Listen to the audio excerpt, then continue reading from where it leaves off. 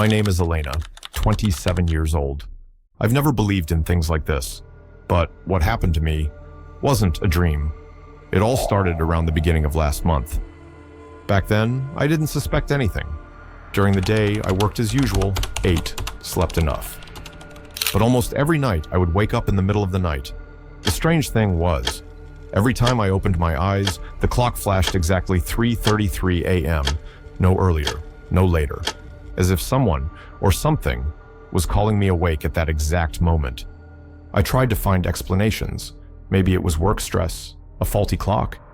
But I switched clocks, used my phone, even set alarms to test it. And still, the result was the same. Night after night, I still opened my eyes at exactly 3:33. At first, I thought it was a coincidence. Everyone has nights of restless sleep. Waking up in the middle of the night is normal, right? But the more it happened, the more I felt a chill down my spine. There was no reasonable explanation. And worse, a recurring dream started appearing at the same time. I started dreaming, and that dream was always the same. Not a single detail ever changed. I was standing in a leafless forest. The trees stretched endlessly upward, bare and scorched black, like they had been burned. Their bark peeled off in large chunks, cracked open, some parts still charred like they'd just been struck by lightning. Some trees leaned heavily to the side, but didn't fall, as if something invisible was holding them up. No leaves, no life. Everything was unnaturally silent. The sky above was a heavy shade of gray.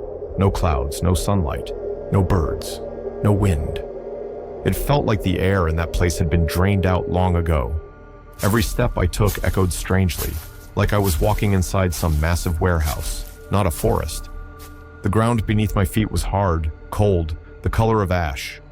It wasn't soft like forest soil. It felt more like rough concrete. When I crouched down to touch it, I saw faded cracks running along the surface, spreading like old fractures. It felt like this forest wasn't real, like it was a replica, an artificial forest forgotten beneath the ground, a place no one was ever meant to step into. I knew I was dreaming. Everything had that slightly blurred texture like an old film reel, but I couldn't wake up. It felt like I was locked inside that dream, and it wouldn't let me out. In the middle of that forest, there was always an old rotary phone, pale yellow, faded like a dried husk. It sat neatly on top of a rotting tree stump, its roots twisted out like an exposed spine. No wire, no power source. It shouldn't have existed here, but every night, it always appeared in the same place, like a trap set long ago, waiting. When I got closer, it started to ring, a shrill, broken sound, dragging out like it was being pulled up from deep underground. Each ring made the air tremble softly, like the surface of water touched by something unseen. There was no wind, but nearby dry leaves began to rustle, as if reacting to the sound. I picked up the phone. My hand was shaking. There was silence on the other end, a long, heavy pause. Then, the ticking began. Very quiet, but very real. Not machine-made, not some recording. It was the ticking of an actual clock. From somewhere deep, impossibly far, or worse, inside my chest. I could feel it, each tick piercing through my sternum, making it hard to breathe. As if someone, or something, was counting my heartbeats from another dimension. And in that moment, I realized I was no longer alone. After that, I would always step away from the stump. A path of red dirt would appear beneath my feet, leading deeper into the forest. I never saw where it started. It only appeared after I let go of the phone. As I walked, pieces of paper began to appear. They were stuck on tree trunks or hanging mid-air, as if pinned by an invisible force. Each one bore the same writing, 217, handwritten in red ink, shaky and uneven, like someone scribbled it while freezing to death. I walked on, and I began to hear footsteps. Not mine, but a perfect imitation. After every step I took, another followed. Just a second behind. I stopped. It stopped. I moved. It moved, like a shadow, learning how to mimic me, yet refusing to show itself. I turned around. There was nothing. No figures, no motion, just stillness. But the footsteps, though I could no longer hear them, still felt like they were right beside me. A presence without a shape, but dense, like gravity itself. I kept walking, and more papers appeared. The forest grew thicker. The number 217 filled my entire view. I saw it on the ground, on the tree trunks, even floating in midair at times, like it was burned into space itself. I started to feel suffocated. The air turned thick and heavy. There were no lights, yet I could still see, as if the forest was glowing from within, lit up by the very symbols repeating endlessly around me. I had no idea how long I'd been walking. Could have been minutes, could have been hours. Time didn't exist in that place, but my legs started to ache, and I honestly couldn't remember the last time I felt physical exhaustion inside a dream. And then, the phone started ringing again. This time, it wasn't at the old stump. It rang right behind me, not from afar, but right behind my neck, as if someone was holding the receiver to my ear, waiting for me to turn around. I turned my head, slowly, and I saw it. A creature, as tall as the trees, stood right behind me. It had no face, no eyes, no nose, no mouth. Instead, just a smooth black void in the shape of an oval. Black like ink spilled on paper. It didn't move, but I could feel it watching me. That void sucked in light. It devoured sound, and then it started swallowing my thoughts. In that moment, I couldn't even remember my own name. I wanted to scream, but my throat locked up. I wanted to run, but my legs were frozen solid.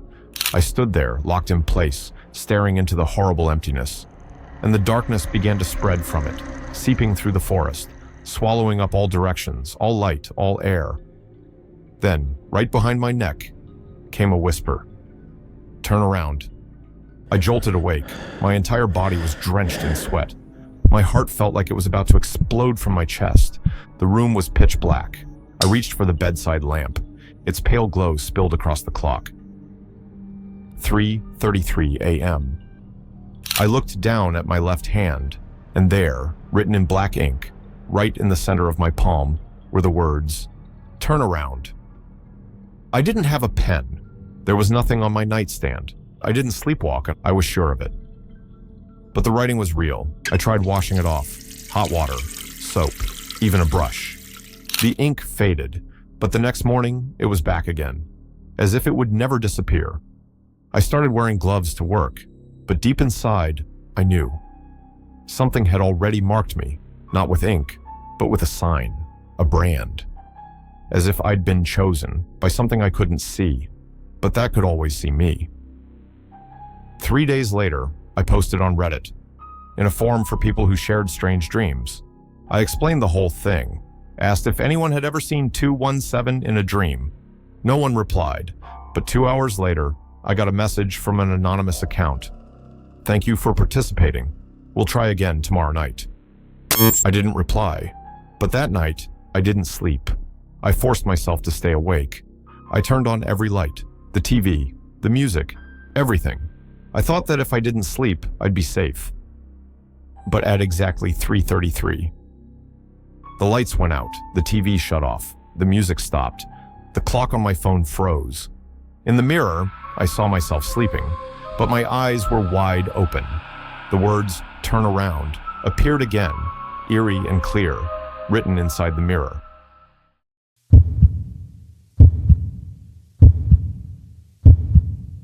My name is Noah, 21 years old, senior year graphic design student. I don't suffer from insomnia, I don't take medication. But 2 weeks ago, I started having dreams. That didn't feel like dreams. I knew they weren't dreams because everything inside them felt too real. Skin, metal, the sound of scraping, the damp smell of old paper. And more than that, I could feel time slow down every time I stepped into that space. I always started in a square room, painted concrete gray, no windows, no lamps, no ceiling lights, yet the whole space glowed faintly, like flickering fluorescent tubes bleeding voltage. The walls were smooth, except for one spot, a single door, shut tight, with no handle. I never remembered how I got there. I just was. And there was always an old wooden chair in the center of the room. Every time I moved toward it, the chair shifted slightly, but no matter what angle I walked from, when I turned around, It was always facing me. I tried tapping on the wall. No echo. It swallowed sound. The room swallowed even the sound of my voice. I used to jot everything down after waking. The layout of the room, the length of each wall, cracks on the ceiling, the chair's placement. But something was always wrong. The crack had moved. A corner twisted slightly. One sketch even showed a fifth corner, a part of the room that didn't exist. And once, while redrawing the door, just a plain rectangle with no handle, chipped edges, I found myself sketching an eye. I didn't mean to. But there it was, at the end of my pencil stroke, as if something had been watching me through the crack. The next morning, I searched the internet. Windowless room and dream.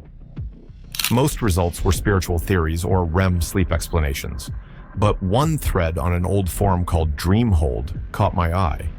The poster described something nearly identical. Square room, concrete walls, wooden chair, and worst of all, the dream doesn't end until you look behind the door. I read that post over and over. It was from 2009. The user had no further activity.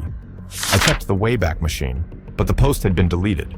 Only the title remained in cache. They're rebuilding the door inside our minds. I tried recreating the room from memory. This time, I didn't use pen and paper. I used 3D modeling software. I carefully aligned every corner, textured every wall, even simulated the dim lighting. I saved the file as roomfinal.dream.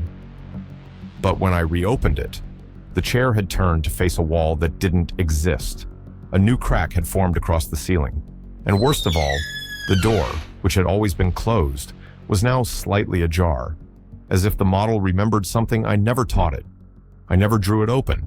Then I started losing sleep during the day. Every time I closed my eyes, and even just for a second, I saw that sickly light flickering behind my lids, as if it had always existed, just beneath the surface of reality. I stopped napping, stopped leaning back in chairs, because the moment I let my guard down, I was back there. I started avoiding mirrors, not because I looked tired, but because I wasn't sure. The thing in the mirror was still me. One morning, while washing my face, I saw myself blink, but the reflection didn't. Just once. Very quick, but enough to make me freeze. That night, I cut power to my room entirely, threw a towel over the mirror, set alarms to ring every 10 minutes, like I was fighting against my own sleep. But the body doesn't always obey. 3:33 a.m. I woke up, again, in the gray room, but this time, I didn't move. I just stood there looking around. And then, I heard knocking. 3 knocks, slow, from behind the door without a handle. I didn't move, but my eyes couldn't look away. Something was holding my head in place, like invisible string pulling me toward the door, like if I blinked, it would open.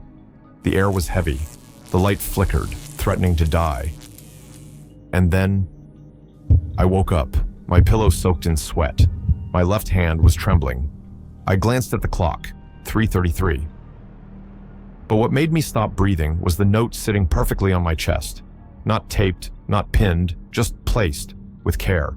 Scrawled in wet ink, barely dry. Next time, open it. I burned the note. I locked my bedroom door, blocked it with a chair, unplugged everything, drew a line around the bed with a marker, some ridiculous barrier to feel safer. But the next night, I was back in that gray room, and this time, the door was slightly open, just a slit, like an eye beginning to open in the dark. Cold air seeped out from the gap. I couldn't see inside. Only blackness, thick, inky, like spilled oil. I leaned closer, pressing my ear toward the slit. For a few seconds, there was nothing. Just total silence. Then, breathing. Software measured, very close. It didn't sound like mine, didn't sound quite human. Like something trying to imitate the way we breathe, but doing it wrong. I jolted back, but my eyes didn't leave the gap. The room had changed. The wooden chair was gone. Only a tall mirror stood at the center, standing alone, covered in ash-gray dust. I stepped forward. My hand shook as I touched the freezing glass. I wiped the surface. The room reflected back, but I wasn't in it. There was no reflection at all, until I saw a figure standing in my place, back turned, same spot. I didn't move, but in the mirror, it tilted its head slightly, as if listening, then slowly raised one hand, dripping wet. It wrote backwards on the fogged glass, "If you look at it, it will see you." I stepped back, heart racing. I turned toward the door, but it was gone. The wall was smooth now, no frame, no gap, only a long, thin crack, as if something had scratched it open, revealing a narrow corridor, darker than pitch, stretching endlessly forward. I didn't want to go in. Every part of me screamed not to. But as I stepped back, the floor behind me began to collapse. Chunk by chunk, slabs of concrete falling into a bottomless void. With each step I retreated, the ground vanished beneath me. As if the room itself was forcing me into the dark, I ran. There was no other choice. Along both sides of the hallway were old picture frames, crooked, covered in dust, some cracked at the corners. As I ran past them, I caught glimpses, and my heart froze. Every photo was of me, sleeping, from overhead angles, beside the bed, behind my back, angles I could never take myself. I recognized the shirt I wore in one photo. It was what I'd worn yesterday. The next frame, from the night before. With each step forward, the photos got newer, as if someone had been photographing me every single night. One final frame, larger than all the rest, stood at the end of the hallway, polished black, glossy. I froze. In the photo was me, eyes wide open, staring directly into the lens. Blood trickled from the corners of my eyes. My mouth hung slightly open, as if caught mid-sentence, just after whispering something I shouldn't have. I screamed, but there was no sound. The corridor devoured it, the same way that first room had. I jolted upright again, bedsheets soaked in sweat, my throat dry and sore, like I'd been shouting for hours. My heart was pounding, hands gripping the mattress. The digital clock blinked red, 3:33 a.m. But this time, there was something else. I tilted my head upward, and on the ceiling, scrawled in moist ink, jagged like veins bleeding through paper, was a trembling but unmistakable message. "The door is open."